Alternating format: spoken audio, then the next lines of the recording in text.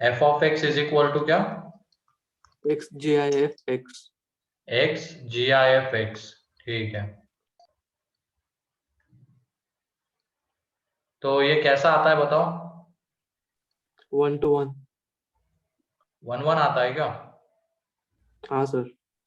ठीक है, mini one है तो सर। देख लो, ग्राफ बनाना है इसका। ग्राफ के लिए अब ये थोड़ा अलग तरीके से बनेगा ग्राफ। जीआईएफ के अंदर में एक्स आ रहा है तो एक्स के ऊपर केसेस बना के ग्राफ बनाएंगे हम। जैसे वो ई की पावर फ्रैक्शनल पार्ट ई की पावर जीआईएफ वाला देखा था ना, वैसे ही सेम यहाँ पे जब एक्स हमने लिया है 0 to 1, ये देख लो एक्स अगर 0 to 1 लिया है तो उस केस में क्या मिलेगा बताओ? y इज इक्वल टू 0 वाली line. y is equal to 0 वाली लाइन मिलेगी ना हमें। तो क्लोज 0 to क्लोज 1, तो वहां पे हमें y इज इक्वल टू 0 वाली लाइन मिलेगी। एग्जैक्ट 1 पे वैल्यू कितनी हो जाएगी? 1, ठीक है। फिर उसके बाद अगर हमने लिया है x को 1 to 2, तो क्या मिलेगा बताओ? GIF की वैल्यू कितनी होगी? GIF की वैल्यू 1 होगी सर। 1 होगी, तो उस केस में y is equal to x वाली लाइन आएगी ना। Yes sir. y is equal to x वाली लाइन। एंड एग्जैक्ट 2 पे वैल्यू हम अगर निकालेंगे तो एग्जैक्ट 2 पे वैल्यू देख लो, 2 पुट करने के बाद कितनी आती है? 4। ये यहाँ पे 1 है, ये 2 है, एंड एग्जैक्ट 2 पे जो वैल्यू है वो कितनी आ जाएगी इसकी? 4 आ जाएगी। वैसे अभी ये होने के बाद तो आगे देखने की जरूरत ही नहीं थी 1 1 या मेनी 1, क्योंकि देख लो हॉरिजॉन्टल लाइन मिल रही है ना जो उसको कितने जगह पे कट कर रही है? मोर देन 2 जगह पे, है कि नहीं? हाँ यस सर। सर। ये देख लो यहाँ पे एक हॉरिजॉन्टल लाइन मिलेगी, मतलब वो एक्स एक्सिस वाली लाइन वो इस ग्राफ को 0 to 1 के बीच में कट कर रही है ना, ओवरलैप ही हो जा रही है उसके ऊपर, तो इनफाइनाइट जगह पे कट कर रही है एक तरीके से, तो इसकी वजह से ये कैसा है? मेनी 1 है। क्लियर है? Yes sir. इस वजह से मेनी 1 है। तो आगे पीछे इसके और उसके आगे और ड्रॉ करने की जरूरत ही नहीं थी, तो हमें पहले ही मिल गया। जब हमने x को 0 to 1 लिया तो उसी में दिख गया ये मेनी 1 है।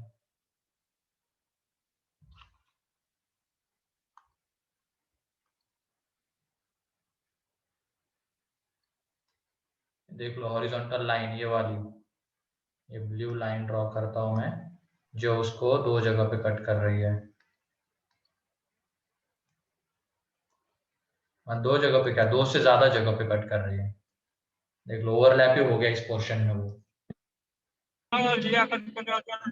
अरे कौन है ये?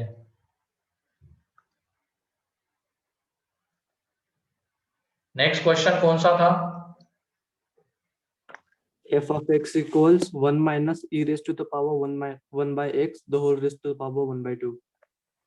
क्या क्या क्या? F of x is equal to, root 1 minus e की पावर 1 बाई एक्स। हाँ, तो इसमें ना तो हम इसका ग्राफ बना सकते हैं ना इसको मतलब डिफरेंशिएट कर सकते हैं, लेकिन गंदा आ जाएगा डिफरेंशिएशन, तो उसको जाएंगे किससे? First method, f of x1 is equal to f of x2। तो वो करने के बाद ये अंडर रूट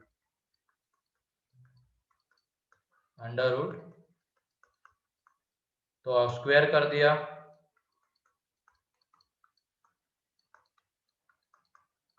तो 1 1 गया, तो यहाँ से e की power 1 by x1 is equal to e की पावर 1 बाय x2 आ गया। तो ये कब पॉसिबल रहेगा? जब x1 is equal to x2। इसके अलावा और कुछ मिल रहा है क्या?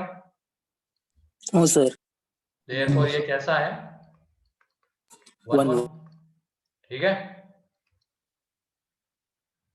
देयरफॉर ये 1 1 है। और एक था सर। हाँ, और एक पता है वो शायद साइन वाला होगा। हाँ सर। और लास्ट लेक्चर में अब्सेंट क्यों थे तुम?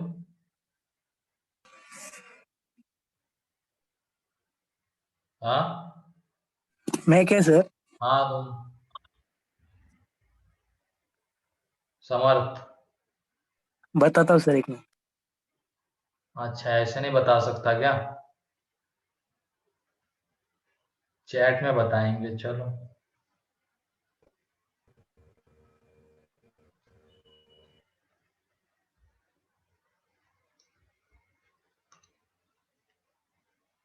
अच्छा, बहाना सोच रहा होगा क्या? हाँ, लग रहा है ऐसा।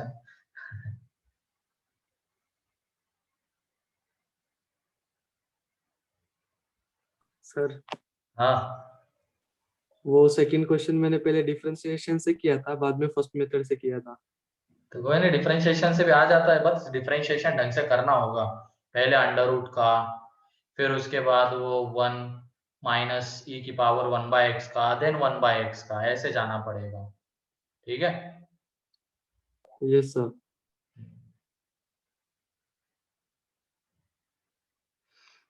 ठीक है, अगला बताओ कौन सा है।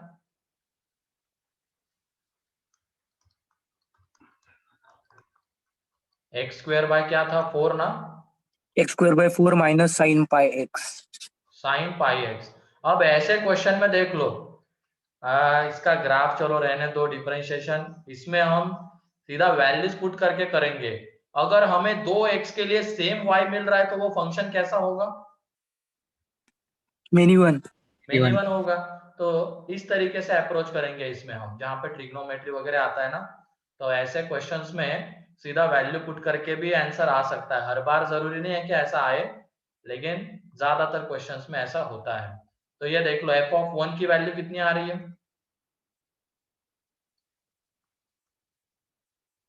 f(1), ये 1/4। -3/4. अबे ये 0 हो जाएगा ना, साइन पाई 0, तो 1/4 ही।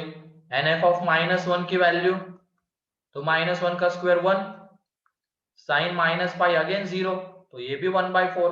तो देख लो, 2x के लिए सेम y मिल रहा है क्या? 1 के लिए भी एंड -1 के लिए भी। हाँ सर. देयरफॉर ये कैसा हो जाएगा, मेनी वन। तो ये भी एक तरीका होता है मेनी वन 1 आइडेंटिफाई करने का। जनरली ये कहाँ पे लगता है? ट्रिग्नोमेट्री वाले में ज्यादातर यूज होता है, मतलब जो पीरियोडिक फंक्शंस होते हैं उनमें। सर ये x1 x2 से भी आता है. उससे उससे मुश्किल है रिलेशन ढूंढना इनमें।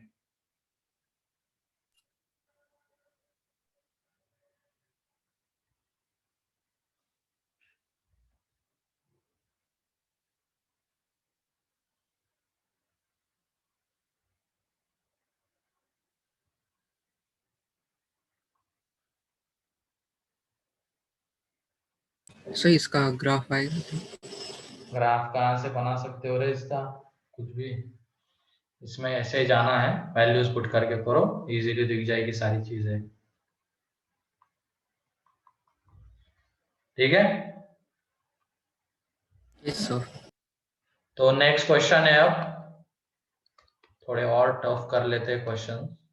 तो 6 की पावर मॉड x प्लस 6 की पावर -x,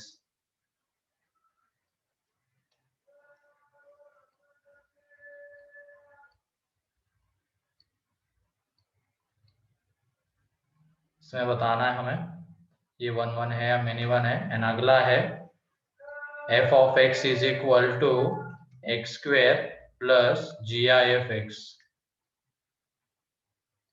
तो जब भी ये GIF आएगा, इसको कैसे अप्रोच करना है? Graph. Graph.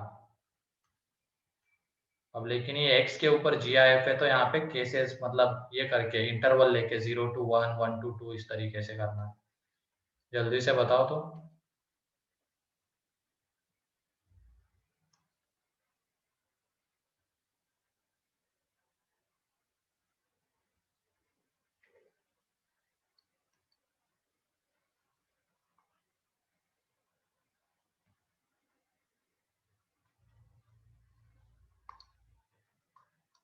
And then f(x) is equal to first वाला 1 1 है क्या? फर्स्ट वाला 1 1 नहीं, हमने ये किया है क्या साइन के अंदर में, sin x plus cos x? No sir. 1 1 many one नहीं ना? ठीक है।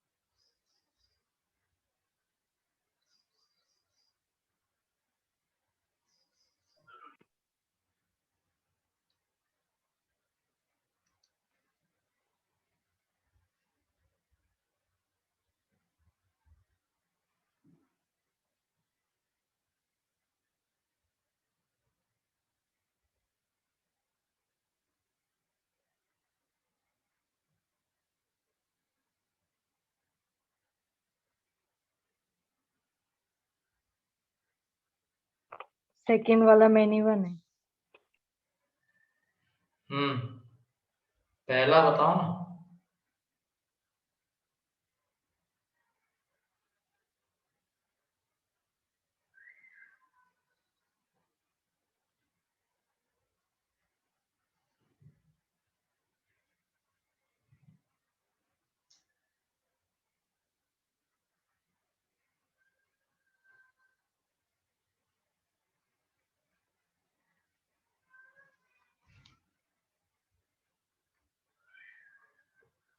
पहला मेनी वन, हाँ सही है।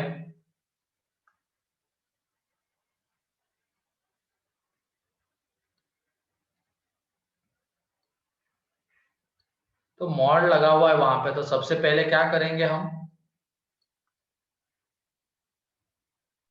दो केसेस बनाएंगे। केसेस बनाएंगे और उसका ग्राफ ड्रॉ करने की कोशिश करेंगे। देख लो,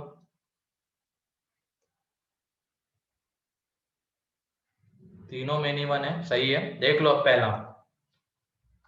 f of x is equal to 6 की पावर मॉड x प्लस 6 की पावर माइनस x है। ठीक है, ये है। तो पहली केस, जब x ग्रेटर देन और इक्वल टू 0 है, तो ये कितना आ जाएगा? f ऑफ x की पावर में f of x is equal to 6 की पावर में x प्लस 6 की पावर में माइनस x, है कि नहीं? तो ये 6 की पावर x प्लस 1/6 की पावर x ग्रेटर देन और इक्वल टू 0 है। ठीक, अब इसमें इसको डिफरेंशिएट भी कर सकते हो तुम। ग्राफ अगर मान लो नहीं आता है तो डिफरेंशिएट कर लेंगे हम। तो f डैश x देख लो कितना आता है। f डैश x 6 की पावर x इंटू ln 6। मेरे ख्याल से a की पावर x का डिफरेंशिएशन सभी को आता होगा।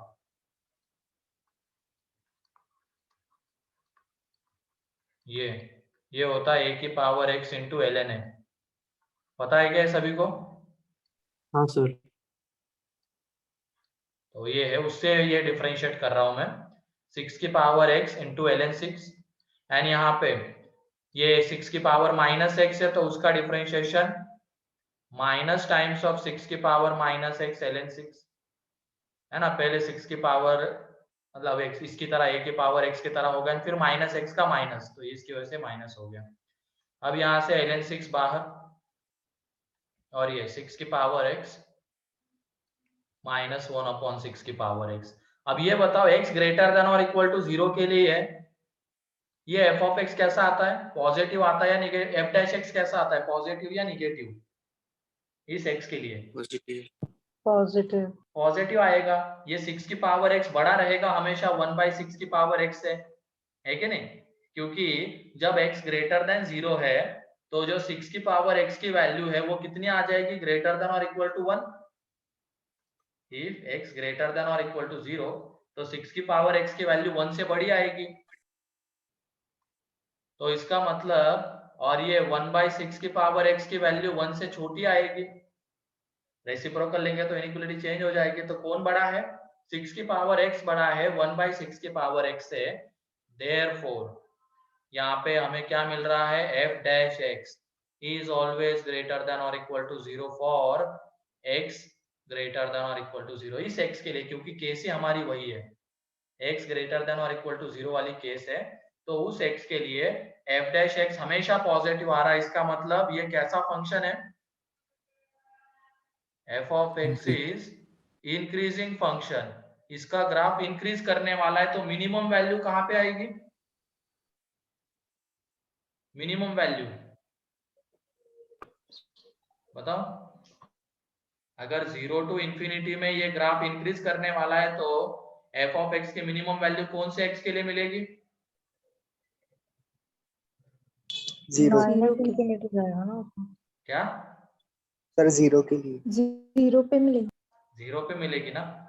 y बिलोंग्स टू कितना आ जाएगा फिर? ये f of 0 to f of infinity. तो f ऑफ 0 पे वैल्यू कितनी आती है इसकी? 2। पुट कर लो, x की जगह पे 0 तो 2 आ जाएगी, और इंफिनिटी पे इंफिनिटी चला जाएगा। क्लियर है? तो इसका ग्राफ देख लो। अब यहाँ पे बना रहा हूं मैं ग्राफ। 0 से बड़े में एफ ऑफ एक्स इंक्रीजिंग आ रहा है, x जब 0 से बड़ा है एफ ऑफ एक्स इंक्रीजिंग आ रहा है और इसकी मिनिमम वैल्यू कहाँ पे मिल रही है हमें 0 पे, वो कितनी 2। इसके बाद देख लो इंक्रीजिंग ग्राफ बन गया। लेकिन अभी सेकंड केस बाकी है हमारी, केस 2। जब x को हमने लेस देन 0 लिया, मॉड कौन से साइन के साथ ओपन होगा? नेगेटिव। निगेटिव के साथ ओपन होगा, ठीक है। तो f of x is equal to ये कितना आ जाएगा 6 की पावर माइनस एक्स प्लस 6 की पावर माइनस एक्स, तो 2 इंटू 6 की पावर माइनस एक्स। क्या हम इसका ग्राफ ड्रॉ कर सकते हैं क्या 6 की पावर माइनस एक्स का डायरेक्टली? सर ये प्लस में 6 की पावर सिर्फ x आएगा ना, कहाँ पे? f of x equals to 6 की पावर माइनस x प्लस 6 की पावर x। क्या हो गया यहाँ पे बताओ? ये देखो ये था, मैंने केस कौन सी ली, x लेस देन 0, तो ये मॉड कौन से, ये तो माइनस एक्स रहेगा, इसमें तो कोई फर्क नहीं पड़ता केसेस बनाने से। ये मॉड के लिए हम केसेस बनाते हैं, जब x के मॉड के अंदर की क्वांटिटी निगेटिव तो वो निगेटिव के साथ ओपन होता है, पॉजिटिव तो पॉजिटिव के साथ ओपन होगा, ठीक है। यहाँ पे थोड़ी ना मैंने मॉड लगाया हुआ है इस अगले वाले x के ऊपर, ठीक। तो वो तो एज इट इज रहने वाला है, बस ये इस मॉड के अंदर में अब क्वांटिटी निगेटिव थी तो वो माइनस के साथ ओपन हुआ, तो ये आ गया। एंड अब a की पावर माइनस एक्स का ग्राफिकल ट्रांसफॉर्मेशन ये वाला आता है, जब x को माइनस एक्स से रिप्लेस करते हैं तो y एक्सिस के अबाउट इमेज, और हमें वो ग्राफ किसके बीच में चाहिए, x लेस देन 0 के लिए चाहिए, तो देख लो ये वाला वो ग्राफ आएगा। तो इसको देखते हुए तुम बताओ ये कैसा फंक्शन है?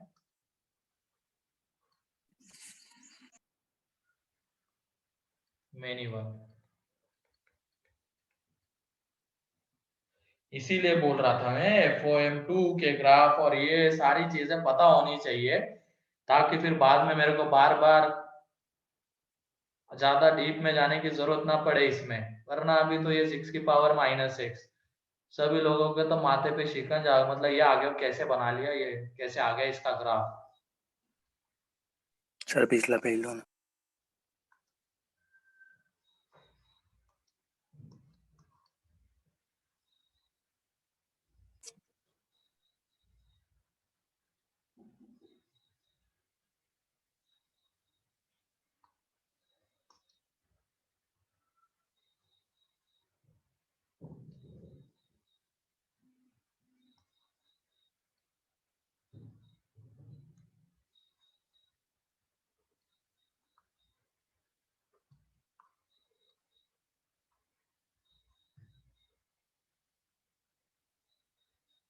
सर हाँ यहाँ पे आपने वो डिफरेंशिएशन किया, उसमें पावर की साइन देनी पड़ती है क्या उसपे?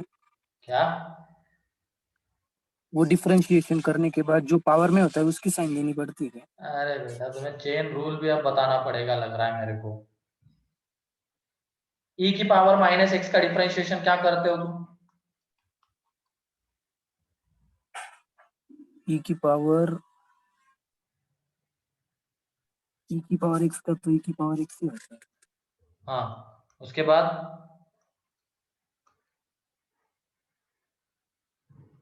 क्या?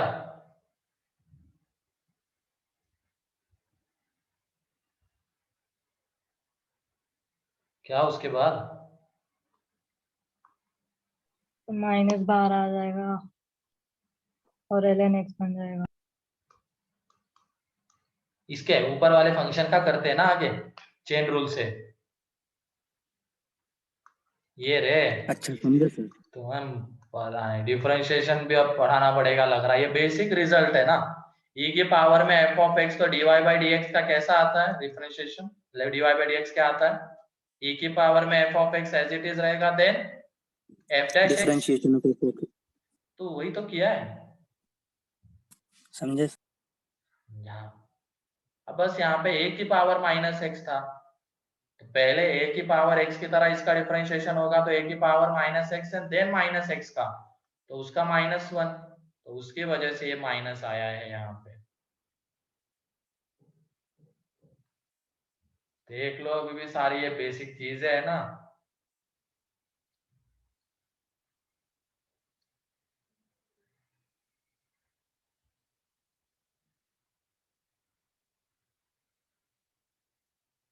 अब एफ इंक्रीजिंग हमें मिल गया, वो कैसे मिला? यहाँ से कि x जब 0 से बड़ा है, कि इसी में, इसी की बात करनी है हमें, इसी में 0 से बड़ा x आ रहा है, तो उसके लिए 6 की पावर x 1 से बड़ा, 1/6 की पावर x 1 से छोटा, तो दोनों का डिफरेंस तो हमेशा 0 या 0 से बड़ा आने वाला। इसका मतलब f ऑफ x कैसा फंक्शन है? इंक्रीजिंग फंक्शन है, और इंक्रीजिंग फंक्शन है तो उसका ग्राफ इंक्रीज करता हुआ मिलेगा। और उसकी रेंज कितनी आती है? ये x अगर 0 टू इंफिनिटी, उसमें f of 0 to f of infinity, तो f ऑफ 0 पे तो वैल्यू 2, तो ये देख लो, ये उसका ग्राफ इंक्रीज करता हुआ f ऑफ 0 पे वैल्यू 2, और 6 की पावर माइनस x का ग्राफ ये आता है। लेकिन वो ग्राफ हमें किसके लिए चाहिए था? 0 से छोटे में चाहिए था, तो वहां से वो मिनिमम दिख गया। अब मजा आ रहा है टॉपिक में हर्षवर्धन को, बाकियों की हवा गुल हो रही है वहां पे, उनको ग्राफ ही नहीं याद आ रहे पीछे के। नहीं याद आ रहे ना? सच सच बताओ।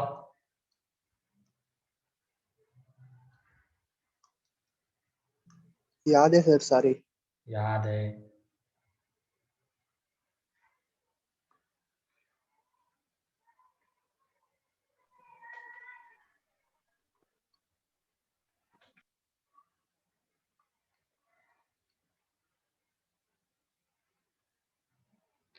क्लियर है अब ये?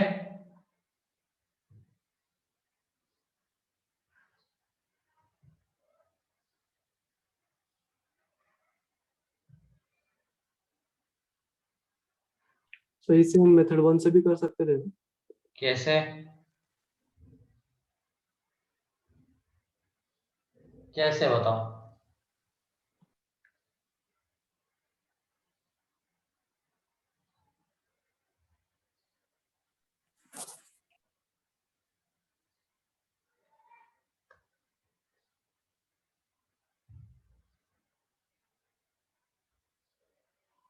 हाँ ठीक है, पीयूष दिख रहा है।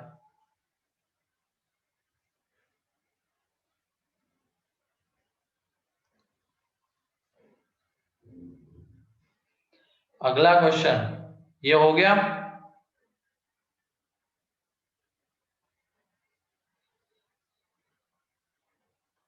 अगला,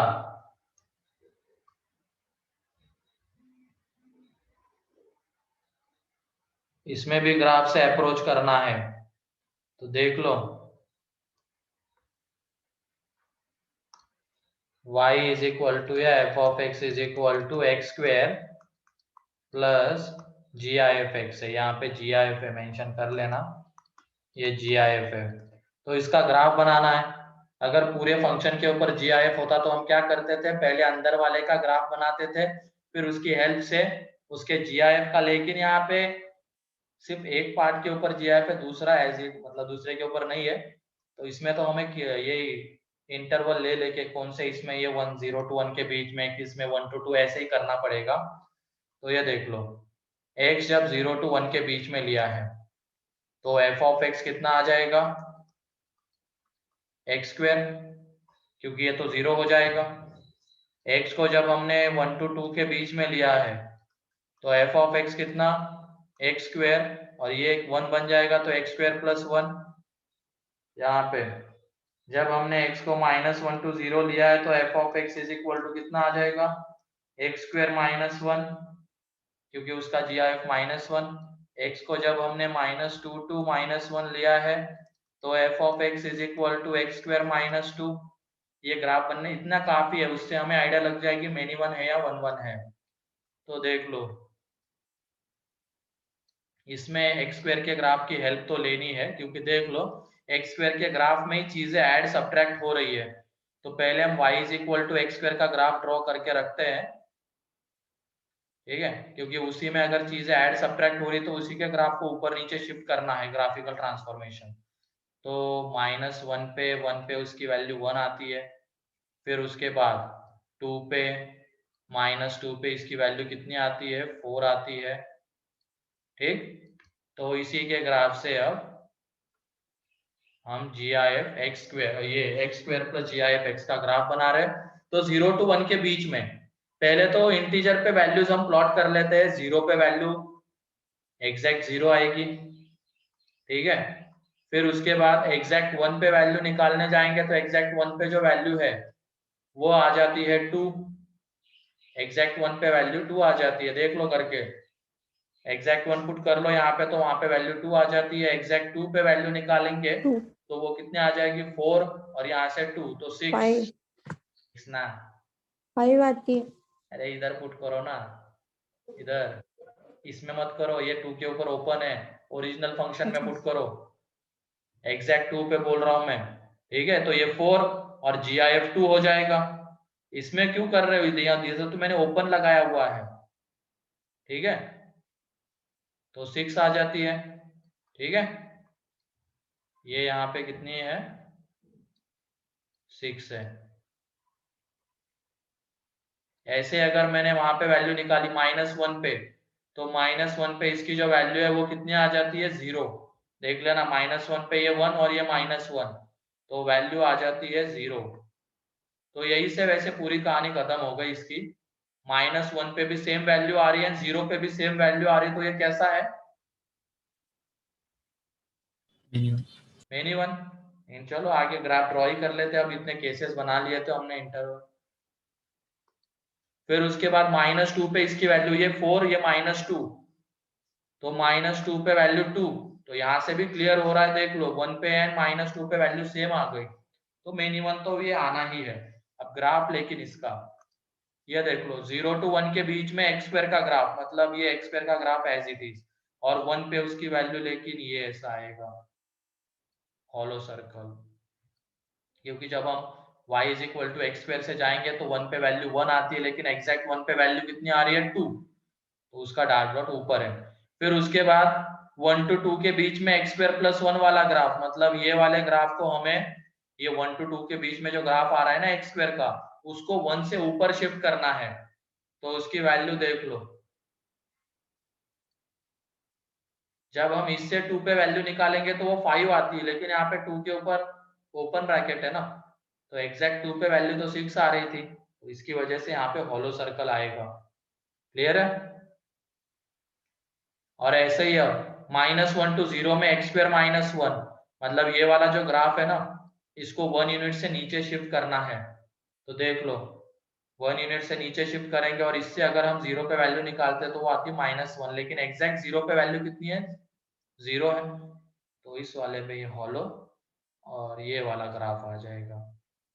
फिर उसके बाद -2 to -1 में इसको ड्रॉ करना है। यहाँ से जब हम -1 पे वैल्यू निकालेंगे तो वो आती है -1, ठीक है। एंड एग्जैक्ट 2 पे वैल्यू कितनी आ रही है, -2 पे 2 आ रही है। तो देख लो ऐसा ग्राफ बनता है इसका। तो यहाँ पे हमें हॉरिजॉन्टल लाइंस मिल ही रही है जो उसको दो जगह पे कट करती है, तो इसकी वजह से ये मेनी वन है। इसीलिए बार बार बोल रहा था जीआईएफ के ग्राफ की प्रैक्टिस कर लेना। इसकी वजह से 2-3 दिन तक होमवर्क नहीं दिया था मैंने। पता नहीं कितने लोगों ने किए, अब जिन्होंने किए होंगे उनको समझ में आ रहा होगा कि ये हॉलो डार्क कैसे है, कहाँ पे कौन से ग्राफ को ऊपर नीचे शिफ्ट किया है।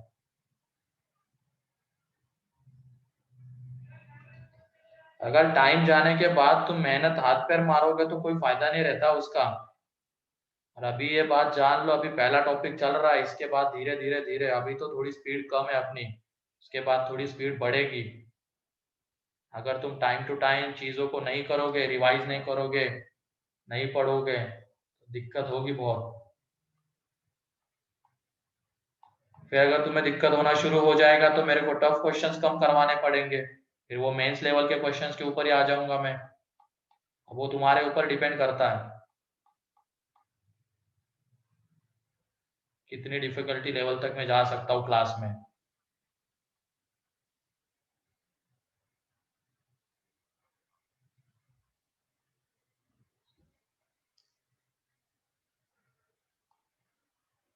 ठीक है।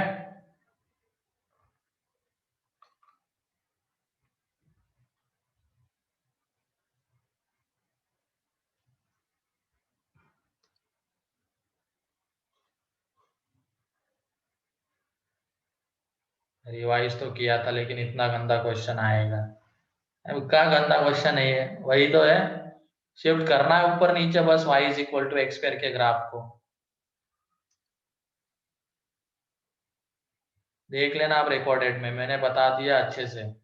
तुम क्या आप क्या कर रहे थे इतना 10 मिनट तक? मैं वहीं पे हूँ, एक ही क्वेश्चन को बता रहा हूँ, उसके बाद भी तुम बोल रहे हो प्लीज एक्सप्लेन अगेन।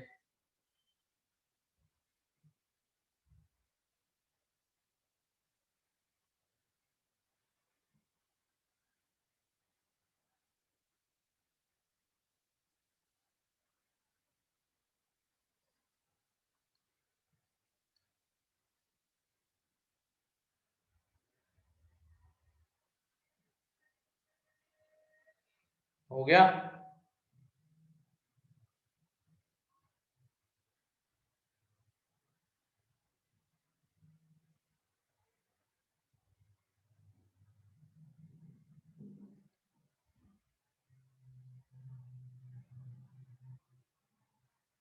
थर्ड बताओ कैसा आता है अब? थर्ड आ गया थर्ड, ये रहा ये।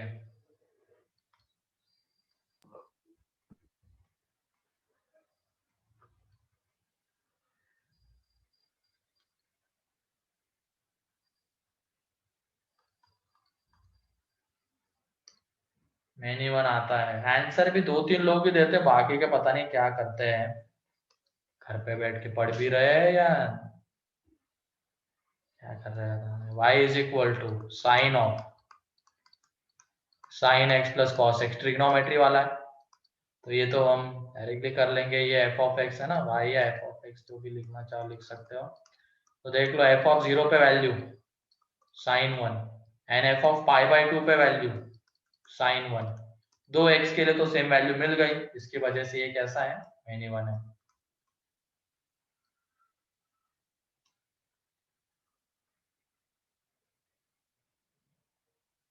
ठीक है,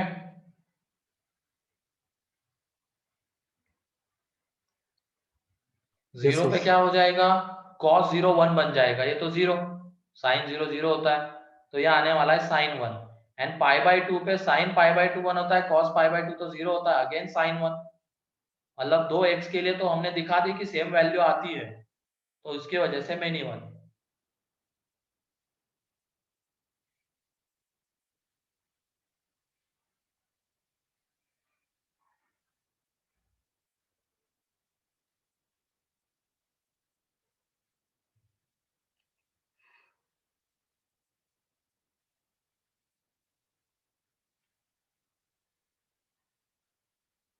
हो गया?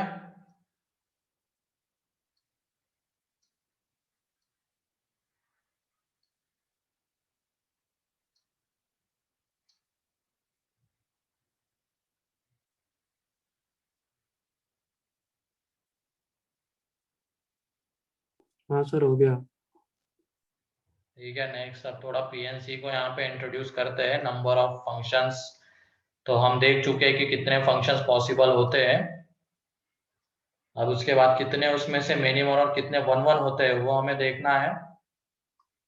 तो यहाँ पे ये है function f from a to b, a में एलिमेंट्स a सेट ये है, मान लो इसमें है a b c d and b में एलिमेंट्स है 1 2 3 4, ठीक है। Then find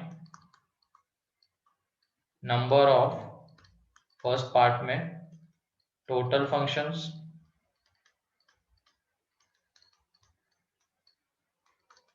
one one functions, one one functions,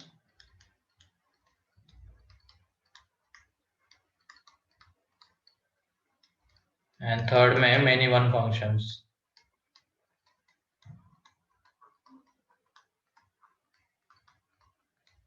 ठीक है, पहले तो total number of functions, then one one functions कितने बनते हैं a टू b में, एंड देन मेनी वन कितने बनते हैं, टोटल कितने आएंगे, 4 की पावर 4।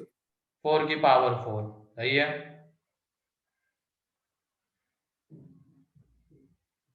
1 एक x एक y के साथ एसोसिएट होना चाहिए।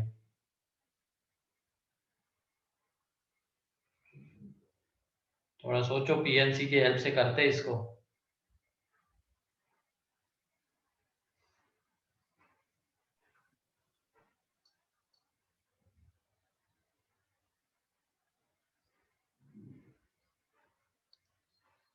देख लो, पहला वाला तो टोटल नंबर ऑफ फंक्शंस तो मेरे ख्याल सेकंड से का क्लियर होंगे कि a टू b में अगर फंक्शन डिफाइन हो रहा है तो b में जितने एलिमेंट्स है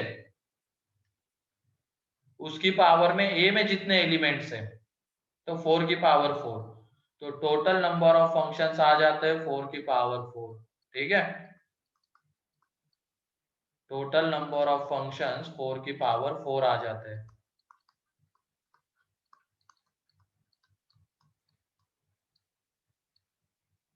सेकेंड, अब 1 1 की बात करनी है तो ये देख लो, हमारे पास a में कितने एलिमेंट्स है 4, b में कितने एलिमेंट्स है 4, यहां से यहां तक फंक्शन बनाना है और वो कैसा होना चाहिए 1 1। तो ये बताओ a के लिए कितने पॉसिबिलिटीज है एसोसिएट होने के लिए, 4 b के लिए कितनी बच जाती है फिर 3 3 3, क्योंकि अगर मान लो a इन चारों में से किसी एक के साथ एसोसिएट हो गया जैसे 1 के साथ, तो b अब 1 के साथ नहीं जा सकता है, तो b के लिए कितनी पॉसिबिलिटीज बचती है एसोसिएट होने के लिए 3। फिर c के लिए कितनी बचती है 2 2, एंड d के लिए 1। मतलब एक तरीके से ऐसा बोल सकते हैं ना हम कि इन चार Permutation. एलिमेंट्स की इन चार पोजीशंस पे अरेंजमेंट करनी है, ऐसा बोल सकते हैं। हाँ सर। मतलब ये 4 स्टूडेंट्स है और ये 4 प्लेसेस है, तो इन चारों को इन 4 प्लेसेस पे जाके बैठना है, तो कितने तरीके से बैठ सकते हैं वो 4 फैक्टोरियल। तो नंबर ऑफ 1 1 फंक्शंस,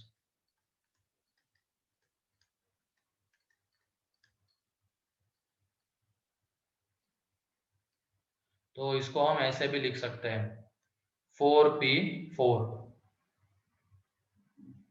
मतलब ये b के एलिमेंट्स यहाँ पे ऊपर में आ जाएंगे, b के एलिमेंट्स ऊपर में एंड a के एलिमेंट्स नीचे।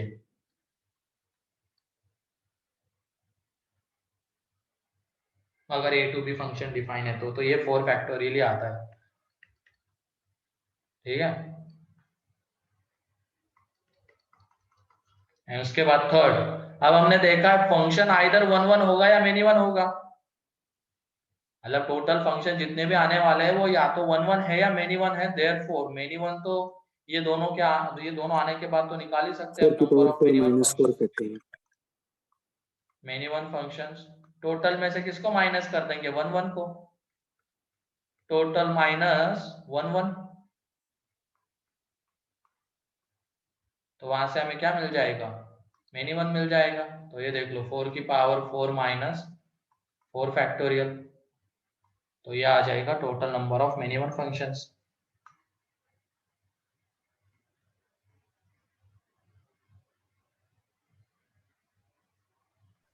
सर 1 मिनट लास्ट पेज लेना। हाँ,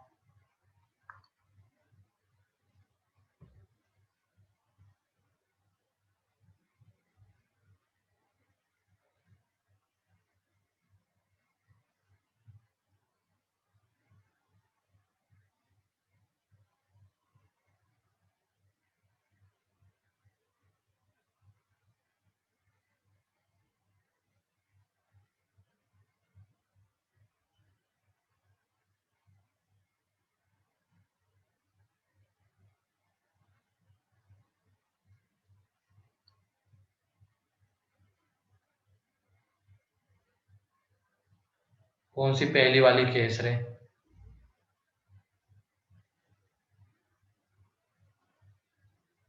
हो गया ये,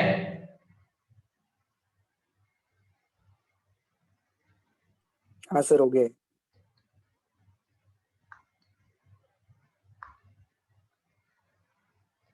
अबे 1 क्यों हटाना है, कौन सी 1 पहली केस,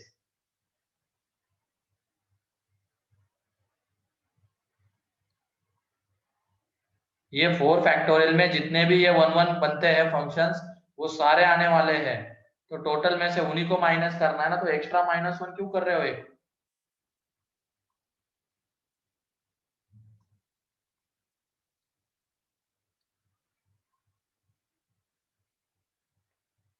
अरे 5 वाला फंक्शन बे, 5 फंक्शन होता है क्या? 5 फंक्शन क्या होगा बताओ?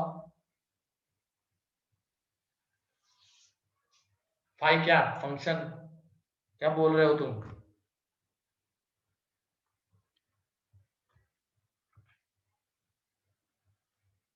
मैपिंग में कैसे दिखाओगे इस 5 को?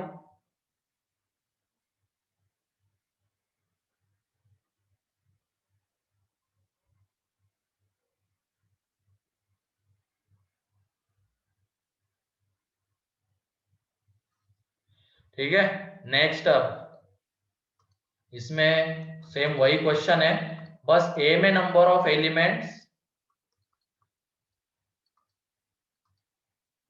ए बी सी डी ये है, एंड बी में नंबर ऑफ एलिमेंट्स है 1 2 3 4 5।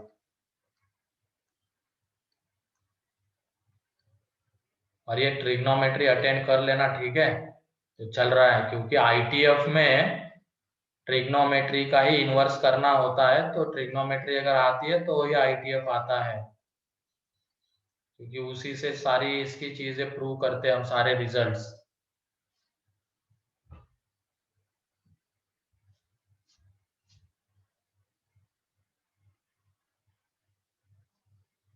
वरना फिर से 12 बज जाएंगे वहां पे, समझ में नहीं आएगा कुछ अगर ट्रिग्नोमेट्री अच्छे से रिवाइज नहीं करोगे तो।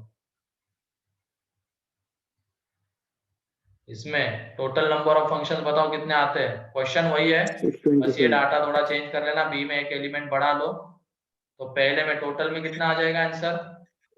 625। 5 की पावर में 4 है ना, 1 1 कितने आ जाएंगे? Number of elements in B ऐसे होगा ना कि ये ए के एलिमेंट्स है A B C D and B 5 के एलिमेंट्स है factorial 1 2 3 4 5, तो इन चारों को इन 5 सीट पे जाके बैठना है, तो वो कितने तरीके से होगा? 4 चीजों की 5 प्लेसेस पे अरेंजमेंट, 5p4 है कि नहीं? 5p4 number of elements in B, और यहाँ पे number of elements in A, ऐसे भी लिख सकते हो, या तो ये भी कर सकते हो, ए के लिए 5 पॉसिबिलिटी, बी के लिए 4, सी के लिए 3, डी के लिए 2, उनका मल्टीप्लीकेशन यही आता है। फिर उसके बाद थर्ड मेनी वन कितने आ जाएंगे? 5 की पावर 4 -5 factorial 5p4, ठीक है।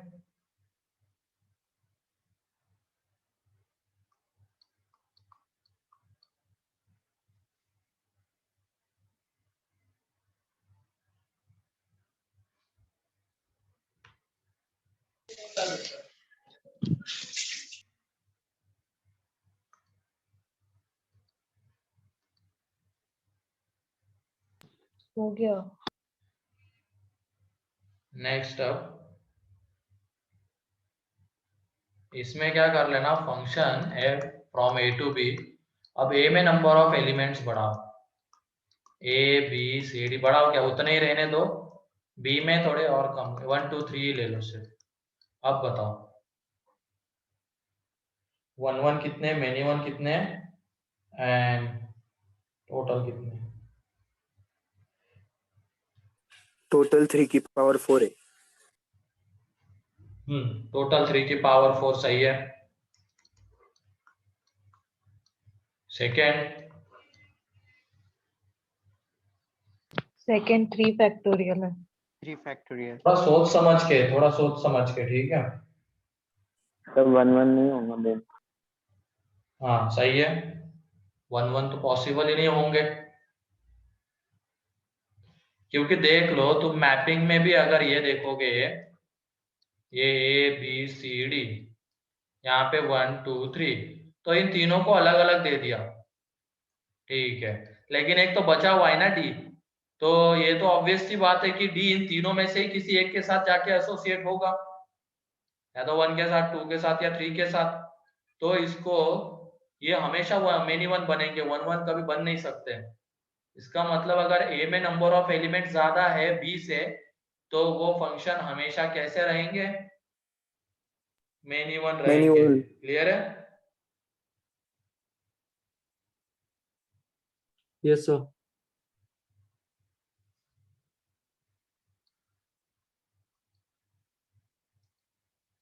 तो देख लो, और इसमें ऐसे भी देख लो इस फॉर्मूले से, ये तो टोटल है,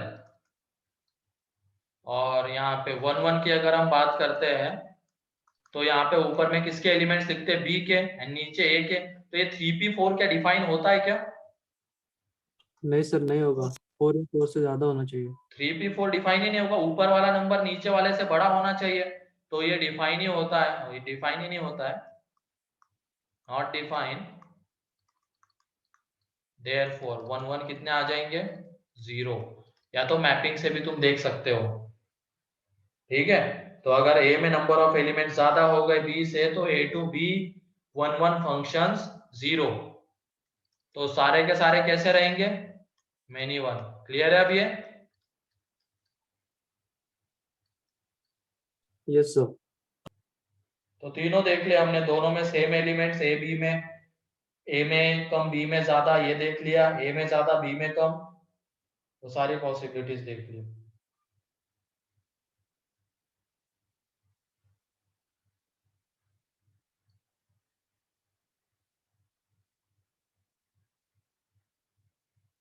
जीरो फैक्टोरियल, हाँ 1 होता है, तो क्या हो गया उसमें?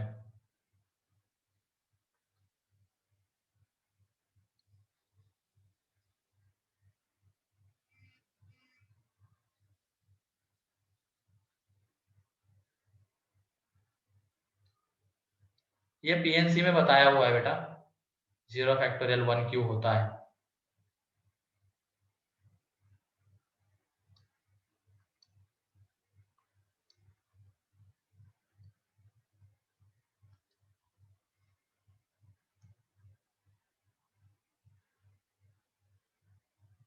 हो गया। हो गया। अब ये number of 1 1 and many one functions निकालना आ जाएगा।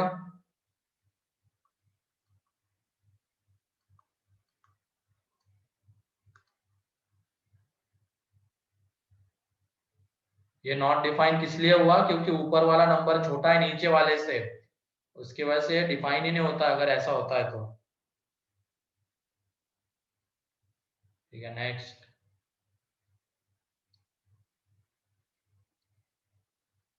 अब आ जाते हैं अगला क्लासिफिकेशन, ऑन्टो फंक्शंस, ऑन्टो या इनटू, ठीक है।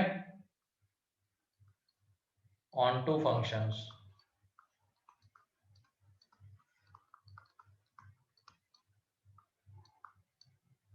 और इसी को कहते हैं surjective functions.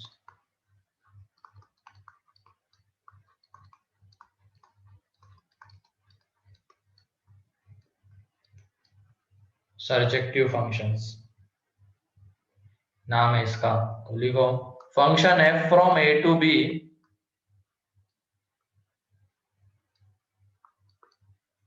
is said to be onto if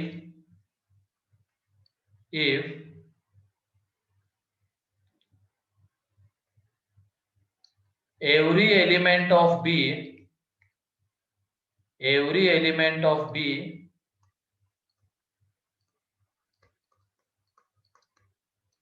should have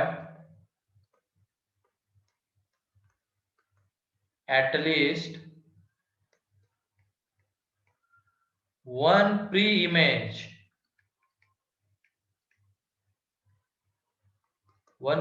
in A। इसका मतलब B के भी सारे एलिमेंट्स ऑक्युपाइड होने चाहिए, A के तो होने ही चाहिए क्योंकि फंक्शन बनना है, एंड ऑन टू होने के लिए B के भी सारे एलिमेंट्स ऑक्युपाइड होने चाहिए। मींस B के जितने भी एलिमेंट्स है उन सबकी एटलीस्ट एक प्री इमेज होनी चाहिए इन A। ठीक है, मींस सिंपली क्या आता है, that is range is equal to क्या होना चाहिए? कोडोमेन। ये वाली मैपिंग, इसमें 1 2। अभी ये बी क्या होता है यहाँ पे बताओ, ये ए क्या होता है और बी क्या होता है, इस तरीके से गिवन है तो function F from A to B. A A x को क्या, रिप्रेजेंट करते हैं ए क्या होता है डोमेन, डोमेन, एंड बी क्या होता है कोडोमेन। कोडोमेन होता है। ये देखो रेंज लिख रहा है था, कोडोमेन होता है वो बेटा, ठीक है। मतलब कुछ नहीं रिवाइज करते हो तुम पीछे का, साफ साफ दिखता है, इससे मजे मार रहे हो बस घर पे, लग रहा है कि आसानी से सारी चीजें मिलने वाली है।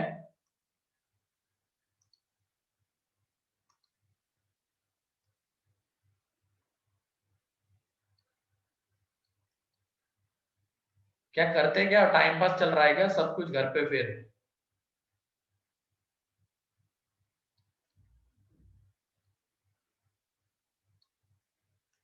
ए बी सी डी 1 2 3 4, तो देख लो बी के भी अब सारे, ए के तो होने ही चाहिए क्योंकि फंक्शन बनना है, एंड बी के भी अब सारे एलिमेंट्स ऑक्यूपाइड होने चाहिए। तो देख लो A1 के साथ, B2 के साथ, C3 के साथ एंड D4 के साथ। तो देख लो ये बी में जितने भी एलिमेंट्स है उसकी एटलीस्ट एक प्री इमेज तो है ही ए में, तो इसकी वजह से ये फंक्शन कैसा है, ऑन टू। एंड यहाँ पे कोडोमेन क्या है 1 2 3 4, एंड रेंज भी क्या है 1 2 3 4। तो ऑन टू जब भी होना है तो रेंज इज इक्वल टू क्या आना चाहिए, कोडोमेन आना चाहिए, तब जाके उस फंक्शन को हम कहेंगे ऑन टू।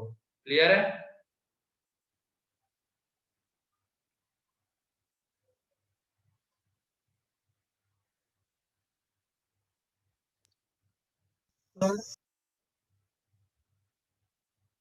हाँ बोलो।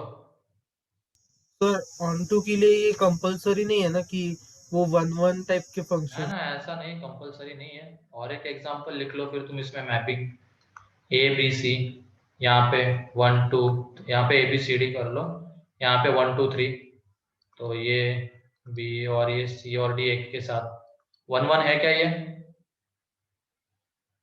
No sir. No, sir. लेकिन ऑन टू है क्या? Yes, हाँ sir. सर। इसके सारे एलिमेंट्स ऑक्यूपाइड हो रहे हैं ना बी के, ऐसा देखना है बस। मतलब हर एक एलिमेंट की इमेज, एटलीस्ट एक इमेज तो आ रही है ए में, 1 की एक आ रही है, 2 की एक आ रही है, 3 की 2 आ रही है, एटलीस्ट एक बोला था तो सही है, ठीक है। ये 1 1 हो, ऑन टू होने के लिए हमेशा 1 1 हो ये जरूरी नहीं है।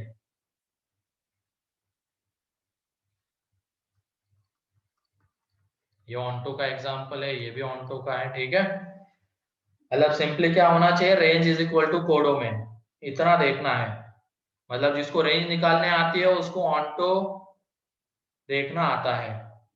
इसके लिए अलग कोई तरीका नहीं है ऑन्टो के लिए, जैसे 1 1 के लिए हमने अलग तरीके ग्राफ देखा, डिफरेंशिएशन देखा, वो मेथड 1 देखा, वैसे यहाँ पे क्या है, रेंज के ही सारे तरीके हैं, क्योंकि रेंज ही तो निकाल के उसको कोडोमेन के साथ देखना है। रेंज अगर कोडोमेन के इक्वल आ रही है तो ऑन्टो, नहीं आ रही है तो अगला वाला है इनटू, ठीक है। नेक्स्ट है into, into functions.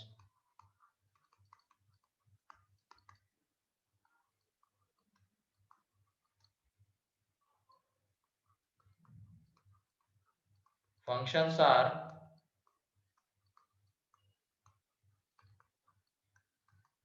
said to be into. Functions are said to be into if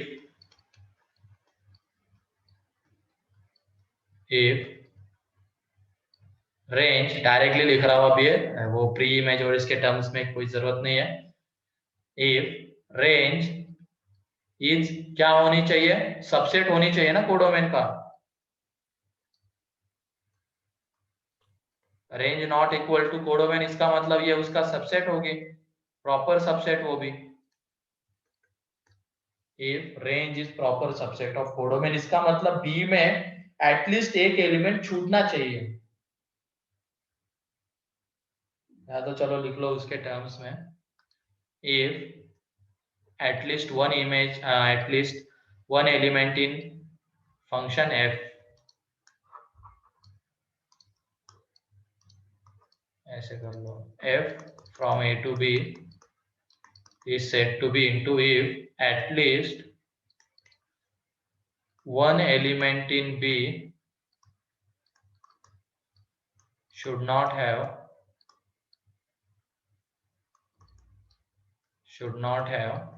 any pre-image in A। कम से कम एक एलिमेंट तो ऐसा मिलना चाहिए हमें बी में जिसकी एक भी प्री इमेज नहीं आ रही है। इसका मतलब यहाँ पे क्या होना चाहिए, एक तरीके से रेंज कोडोमेन का प्रॉपर सबसेट आना चाहिए। ठीक है,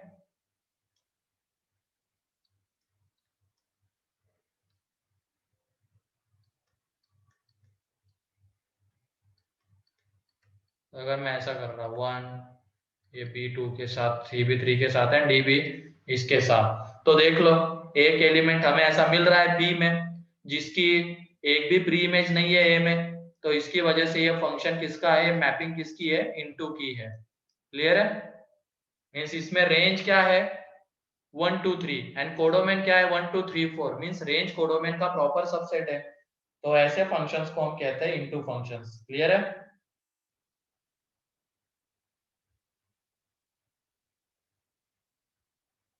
यस सर। तो इसमें भी नोट करके लिख लो point, function is either onto या इनटू। जैसे वो आइदर 1 1 या मेनी 1 होता है, वैसे ही या तो वो ऑनटू होगा या इनटू होगा, क्योंकि रेंज या तो कोडोमेन के इक्वल आने वाली है या नहीं आने वाली है। therefore function is either onto or into। Function is either onto और into, बट दोनों नहीं। ठीक है,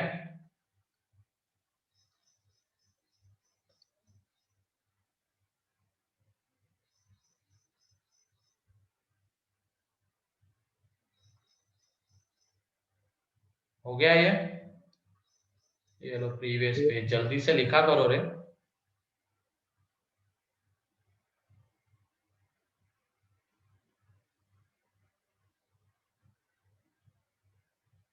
तो इसमें ऑनटो इनटू चेक करना किससे है, रेंज निकाल के।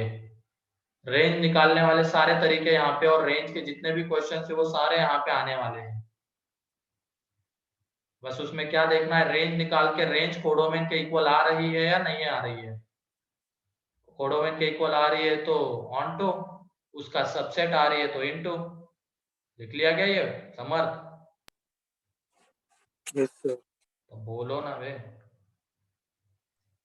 सर अगला भेज लो।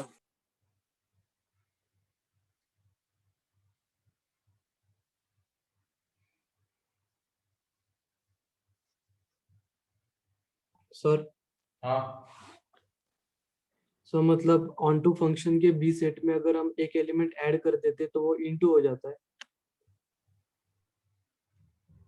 एक एलिमेंट ऐड कर देते हैं मींस? सर अगर हम कोई ऑन टू फंक्शन का एग्जांपल लेते हैं हाँ, और बी सेट में हम एक एलिमेंट ऐड कर देते हैं, जैसे हमने 4 ऐड कर दिया था इनटू के एग्जांपल में, हाँ, तो वो मतलब हमेशा इनटू बन जाएगा ऑन टू मतलब फंक्शन। सिंपली ये सोचो ना तुम, बी का कोई एलिमेंट छूटना नहीं चाहिए ऐसे। ठीक है?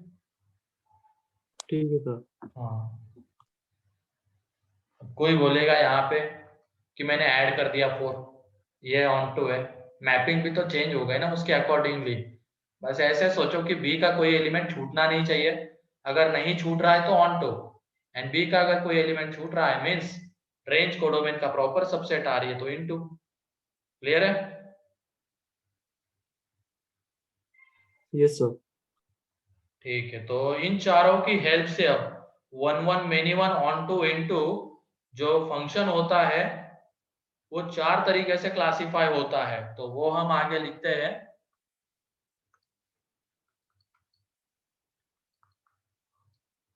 ये वाली अगर मैपिंग हो रही है आ रही है किसी फंक्शन की a टू b में, a b c d 1 2 3 4, तो ये बताओ ये क्या 1 1 है क्या, yes sir. Yes sir. Onto है क्या, यस सर। तो ये हाँ, सर। पहला क्लासिफिकेशन 1 1 एंड ऑनटो, और इसी को कहते हैं हम बाइजेक्टिव फंक्शन। मतलब 1 1 means injective, onto means surjective. जो फंक्शन इंजेक्टिव एंड सर्जेक्टिव दोनों है उसको कहेंगे हम बाइजेक्टिव फंक्शन। तो ये पहला क्लासिफिकेशन, ठीक है। फिर उसके बाद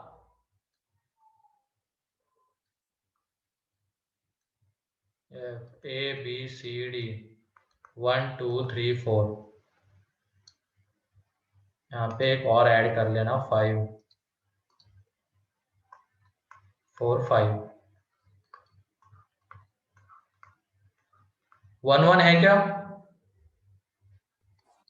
यस Yes, sir. 1 1 है, लेकिन क्या ऑनटो है क्या? नहीं। No, sir. एलिमेंट छूट रहा है तो ये इनटू, ठीक है। तो ये दूसरा आ जाता है। जो भी फंक्शन होगा, अभी मैं जो 4 क्लासिफिकेशन लिख रहा हूं उसी में वो आ जाता है, उसी में से किसी एक में। अगर इस तरीके की मैपिंग को वो होल्ड कर रहा है तो 1 1 ऑनटो, इसको कर रहा है तो 1 1 इनटू थर्ड।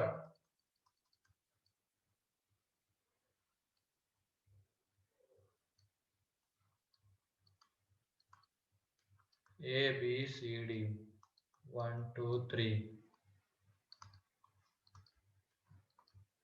बताओ कैसा है? Many one Many and one. on two. Many one and onto, है ना। एंड लास्ट क्लासिफिकेशन आता है इसमें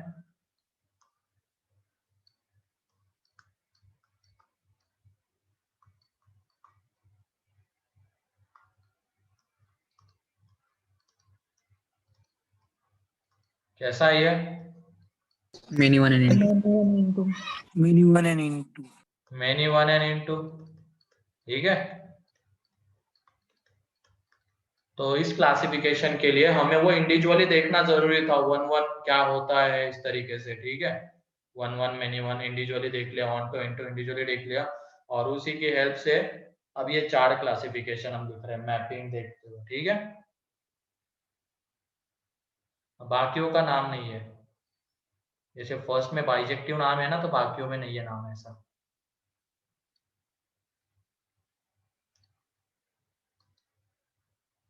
तो कोई भी फंक्शन इन चारों में से किसी एक में आता है, या तो वो 1 1 ऑनटो हो जाता है, 1 1 इनटू हो जाता है, मेनी वन ऑनटो या many one into.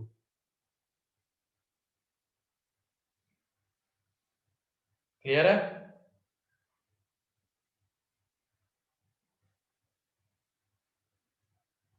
Yes sir.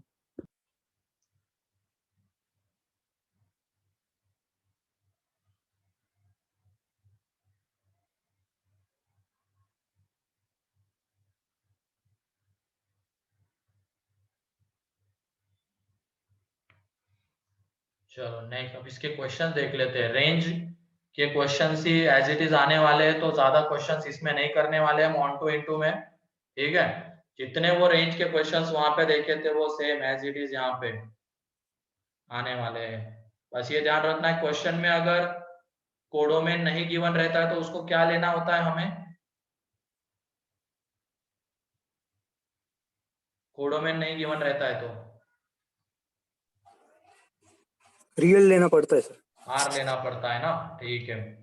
तो कुछ एक दो तीन क्वेश्चन देख लेते हैं, ठीक है। बाकी लेकिन रेंज में जितने क्वेश्चन है वो सारे के सारे हम इसमें ला सकते हैं, तो वो फिर से नहीं कर रहे। अब रेंज की प्रैक्टिस कर लो, उससे ऑन टू इनटू के क्वेश्चन की प्रैक्टिस हो जाएगी एक तरीके से। Identify whether the following functions are into और ऑन टू। क्वेश्चन ये है, identify whether the functions are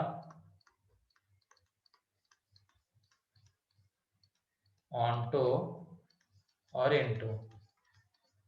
तो पहला है इसमें y is equal to x square plus ln x। फिर सेकेंड है इसमें y is equal to x cube minus x square plus 1। Third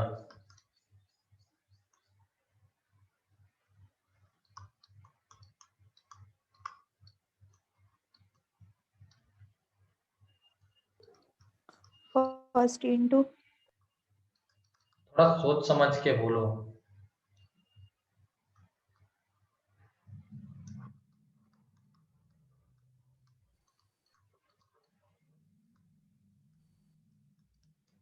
यहाँ पे अब गिवन है कोडोमेन, इन सब में कोडोमेन नहीं गिवन था तो पहले तीनों में उसको क्या लेना है, आर, लेकिन यहाँ पे गिवन है, उसी के लिए देखना है। सर फर्स्ट कॉन्टू है।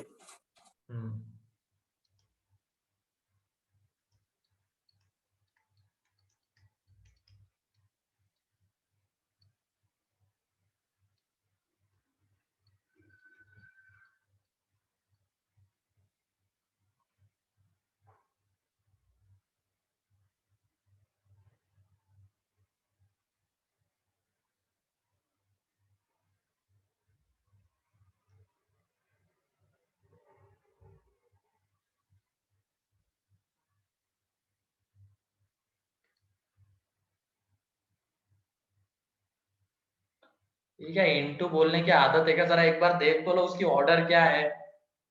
इनटू इनटू चल रहा है कब से, साक्षी जरा देखो, ऑर्डर ऑड है डिग्री उसकी, तो ऑड डिग्री का अगर होता है तो उसकी रेंज क्या आती है।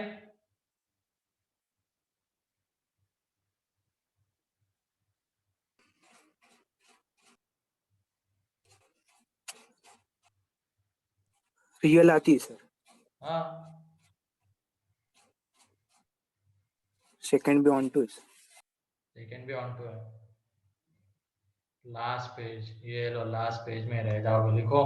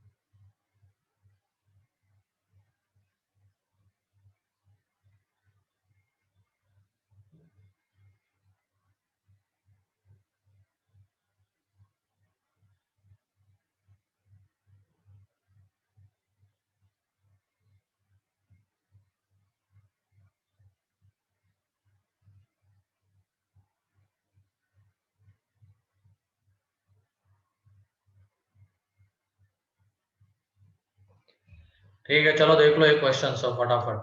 पहले वाले में किस तरीके से इसकी रेंज कुछ नहीं गिवन है, मतलब इसका पहले तो डोमेन बताओ क्या आता है। Domain real. रियल मार नहीं खाओगे, सर रियल ग्रेटर देन 0 आता है सर। 0 टू इंफिनिटी, और इसका कोडोमेन आर है कि नहीं। अब डोमेन में बार बार नहीं बताऊंगा कि कैसे 0 टू इंफिनिटी आता है, एक बार देख लो पीछे की चीज है। अब इसमें रेंज निकालनी तो किस तरीके से अप्रोच करेंगे।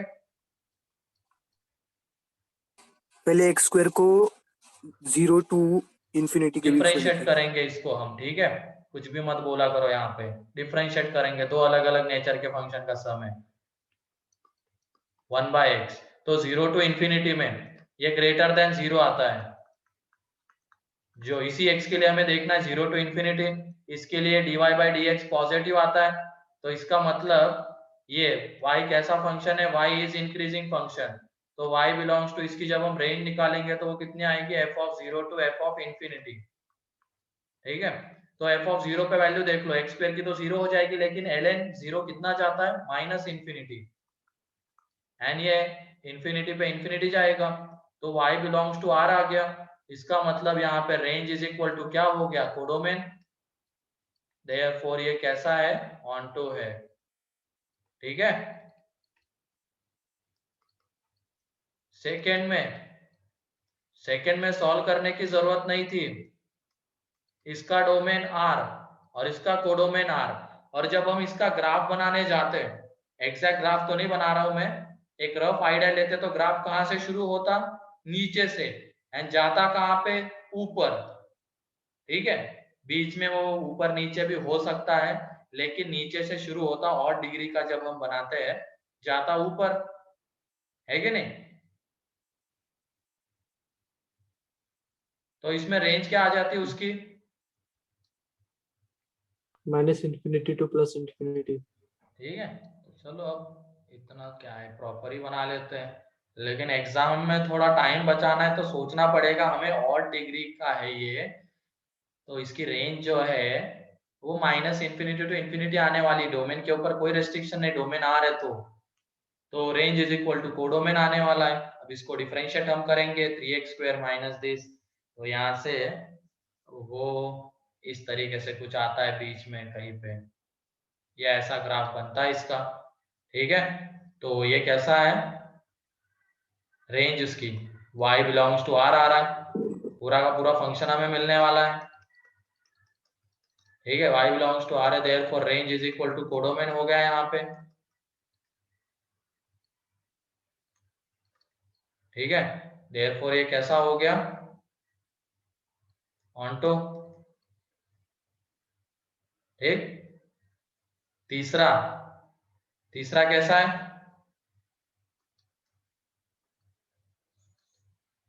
ये वाला।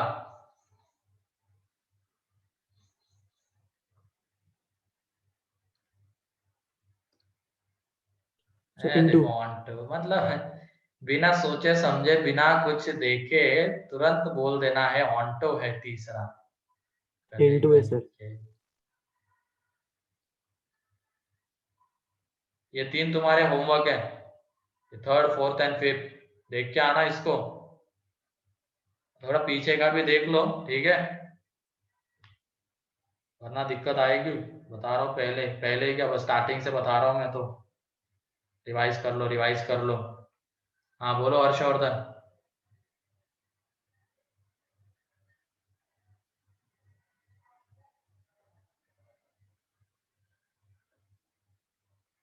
चलो ठीक है, ये 3 तुम्हारे होमवर्क है, इसको कर लेना। अब सेक्शन डी इसका कंप्लीट कर लो तुम लोग। सेक्शन डी में कुछ पार्ट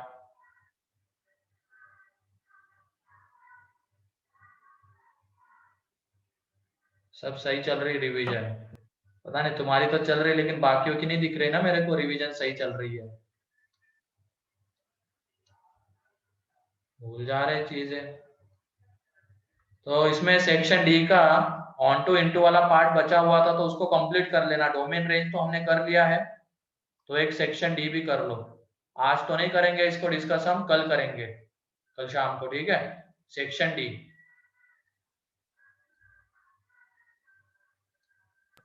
आज से DPP2 होगी ना? आज नहीं होगा। ठीक है, आज कुछ नहीं होगा डिस्कशन, वो कल ही होगा। सेक्शन डी उसमें एक्सरसाइज 1 पार्ट 1 पार्ट 2 दोनों का सेक्शन डी कंप्लीट कर लो। ठीक है,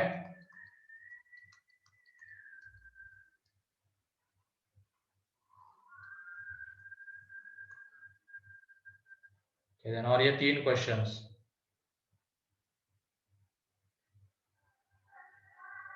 ठीक है, चलो।